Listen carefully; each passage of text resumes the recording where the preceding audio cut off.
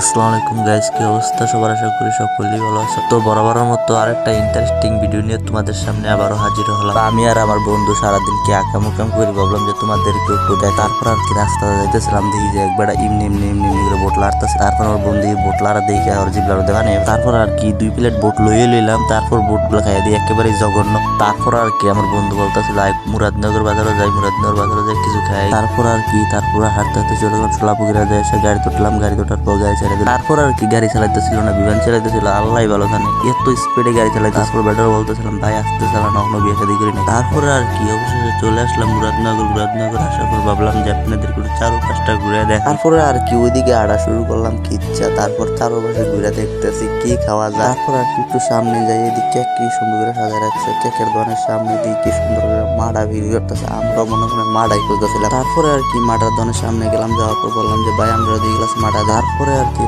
দেখলাম বেড়াই মনের মতো করে 2 গ্লাস মাডা করে বানাই দিল। তারপর আমরা এই মাডা গুলা লইয়া দোকানের ভিতরে চলে গেল। তারপর ভাবলাম যে একটু মাডা খাইয়া দিই, কে মনে হয় না আসলে ভালোই হয়েছে। তারপর আমি ওর বন্ধুরে কইতেছি কি রে কে মনে হয় কইতেছে আরেক গ্লাস খাইলে মনে ভালো লাগতো। মাডা খাওয়ার কিছুক্ষণ পরই দেখলাম যে মাগরিবের আজান দিতেছে। তা আমরা ভাবতেছি যে নামাজ পড়বো কই। তারপর সামনের দিক তাকাই দিই মুরাদনগর থানা ঢুকে বললাম ঢুইখা। তারপর দেখলাম মানে মুসল্লিরা উজু করতেছে, আমি উজু করে মসজিদে ঢুকে বললাম। মসজিদে নামাজ শেষে আমরা হাঁটতে হাঁটতে চলে গেলাম একটা রেস্টুরেন্টে বসার কিছুক্ষণ পরে চা পাইলো, চাপ টাপ খাইলাম। খাওয়ার পর অনেকক্ষণ বাইরে ঘোরাঘুরি করলাম। তারপরে বাসার দিকে রওনা। তো গাইস আমরা একেবারে নতুন ব্লগার, যদি আমরা কোনো ভুল করে থাকি মাফ করে দিই। আর আপনারা অবশ্যই আমাদেরকে সাপোর্ট করবেন।